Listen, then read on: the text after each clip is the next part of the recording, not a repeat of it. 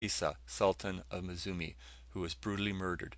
Yes, brutally murdered, they exclaimed several times in their own tongue, illustrating by a faithful pantomime how the unfortunate youth had died. Livingstone continued talking with them in a mild, paternal way, and the loud protestations against Arab cruelty were about to subside, when the old sultan suddenly rose up and began to pace about in an excited manner, and in one of his perambulations deliberately slashed his leg with the sharp blade of his spears, and then exclaimed that the Wagwana had wounded him.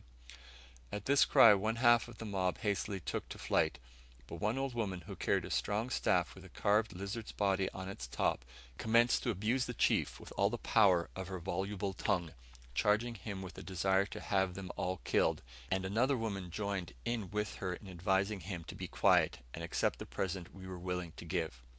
But it is evident that there was little need to cause all men present in that little hollow to begin a most sanguinary strife. The gentle, patient bearing of the Doctor had more effect than anything else in making all forbear bloodshed while there was left the least chance of an amicable settlement, and in the end it prevailed. The Sultan and his son were both sent on their way rejoicing. While the Doctor conversed with them and endeavoured to calm their fierce passions, I had the tent struck and the canoes launched, and the baggage stowed, and when the negotiations had concluded amicably, I begged the Doctor to jump into the boat, as this apparent peace was simply a lull before a storm. Besides, said I, there are 2 or 3 cowardly creatures in the boat who, in case of another disturbance, would not scruple to leave both of us here. From Cape Luvumba, about 4:30 p.m., we commenced pulling across. At 8 p.m. we were abreast of Cape Panza, the northern extremity of the island of Muzimu. At 6 a.m. we were southward of Bikari, and pulling for Mukungu, in Urundi, at which place we arrived at 10 a.m.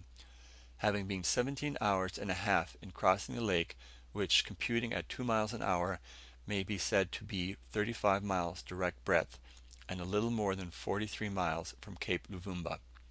On the 11th of December, after 7 hours pulling, we arrived at the picturesque Zassi again. On the 12th, at the pretty Cape of Nisanga, and at 11 a.m. we had rounded past Bangwe, and Ujiji was before us. We entered the port very quietly, without the usual firing of guns, as we were short of powder and ball. As we landed, our soldiers and the Arab magnates came to the water's edge to greet us. Mabruki had a rich budget to relate to us of what had occurred during our absence. This faithful man, left behind in charge of Livingstone's house, had done most excellently. Kalulu had scalded himself, and had a frightful raw sore on his chest in consequence. Mabruki had locked up Marora in chains for wounding one of the asses. Bilali, the stuttering coward, a bully of women, had caused a tumult in the marketplace, and had been sharply belaboured with the stick by Mabruki. And, above all most welcome, was a letter I received from the American Consul of Zanzibar, dated June 11th, containing telegrams from Paris as late as April 22nd of the same year. Poor Livingstone exclaimed, "And I have none! What a pleasant thing it is to have a real and good friend!" Our voyage on the Tanganyika had lasted 28 days, during which time we had traversed over 300 miles of water. End of chapter 13, part 3.